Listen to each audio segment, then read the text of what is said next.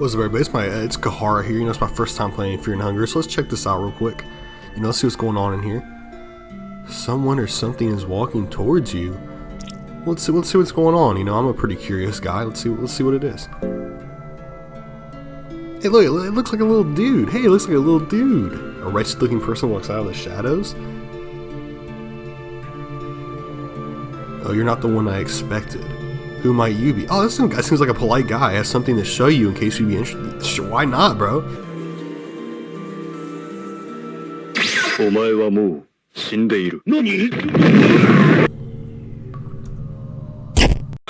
feet. One more combo. That ain't Falco. That ain't Falco.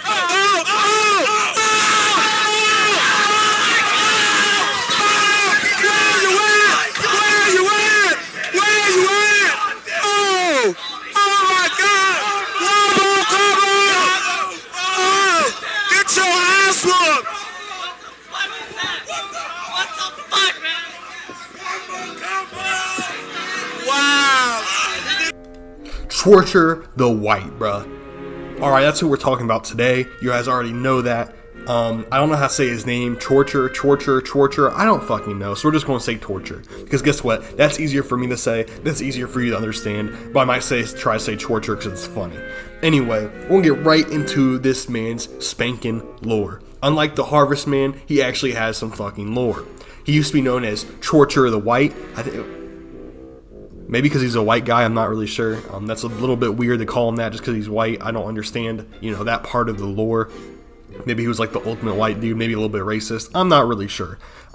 Anyway, he was a famed holy warrior of the Vatican. Yes, the Vatican is in Fear and Hunger. Does that make sense? I don't know.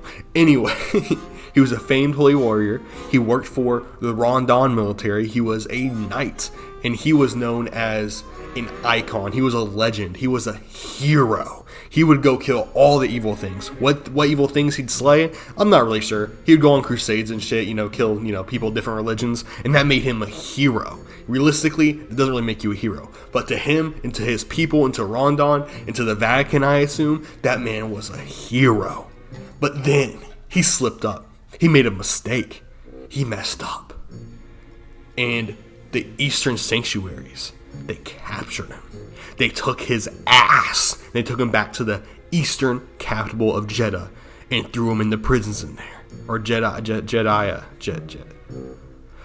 Fuck that word too, baby. Anyway, they took him back, you know what I'm saying? They started torturing his little ass, bro. They started torturing that shit up. We're talking about disfiguring him. We're talking about they made him probably shorter somehow. I imagine they made him shorter because he's a little bit of a short guy. Maybe he's just like a little person. Maybe he was always short. But I think they probably shortened him by torture. Maybe he became disfigured, a little bit of a hunchback. I'm not really sure. But they did something to him. And he looks all fucked up now. Apparently he used to be a handsome, strapping young man. But now he's ugly as hell. Anyway, so they tortured his ass. I think they cut his balls off, because they say he learned the ways of torture by being tortured. So everything he uses in the dungeons, he learned from being tortured himself. And he cuts your balls off. So I bet his balls got cut off. I mean, he also cuts your arms off. He didn't cut his own arms off, or his arms aren't gone. So, maybe there's not a lot to that theory. Anyway, though, I bet his balls don't exist. Now, moving on to why he's in the dungeon. The king of Rondon was like, man, this motherfucker is evil. Let's throw him in the dungeon and torture people. Why not, bro? Let's just throw him in there.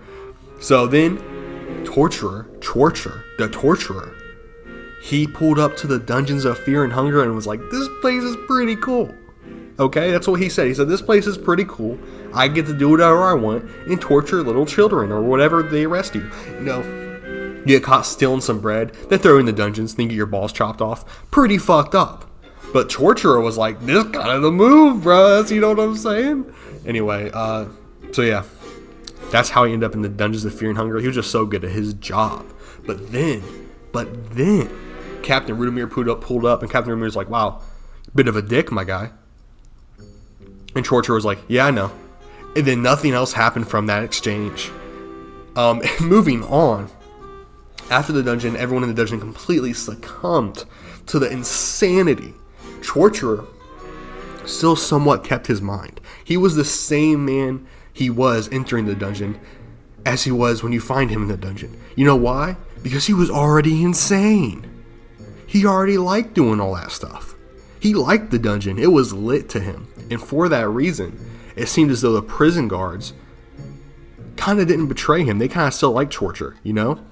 Because you have Buckman running from the prison guards. You have Buckman running from Trortur. I think they're working together to torture people, to be honest with you.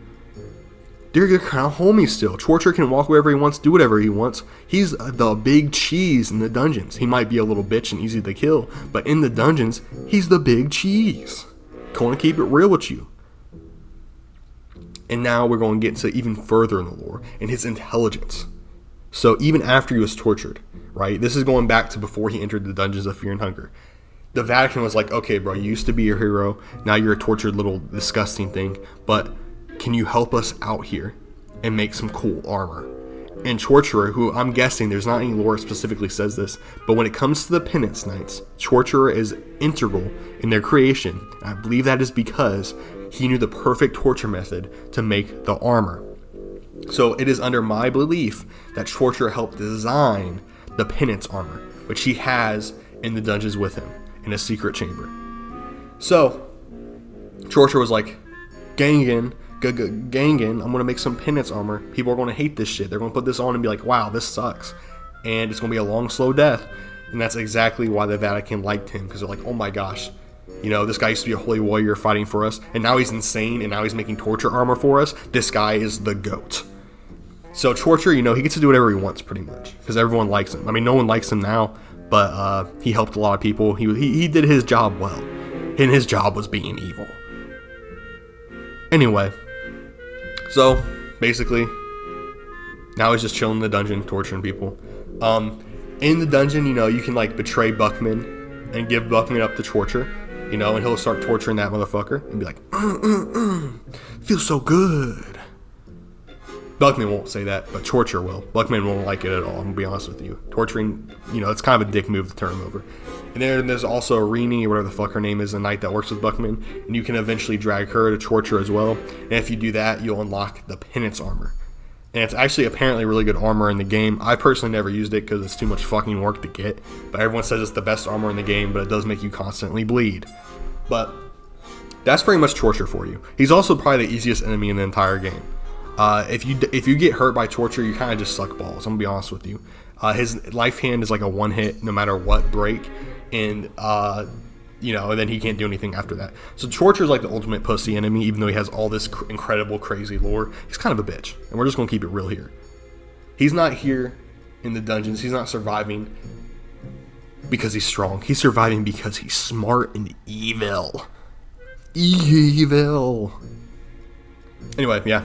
Fun fact, I was looking at the wiki, and he's actually based off the person who tortured Griffith in Berserk. The torturer in fucking Berserk. And what was it, the Golden Age arc? Am I tripping? Is it I have to look this up real quick, gamers. It's not the Golden Age arc. It's the... Fuck, it's the... It is the Golden Age arc. Okay, I was right. Okay, fuck, I remember correctly. And he like cut Griffith's balls off, so that's probably why he cuts our balls off too if we get captured. Anyway, this was Trortur the White. I hope you guys enjoyed, and most of this lore was accurate and some of it was made up to be funny. But all the stuff that seemed real was real. Peace out, stay blessed, stay happy, like and subscribe, baby. Game Fanatic Cook, almost 1,000 subs. I'll kiss myself in the mirror if we get 1,000 subs, and that's a Game Fanatic Cook promise.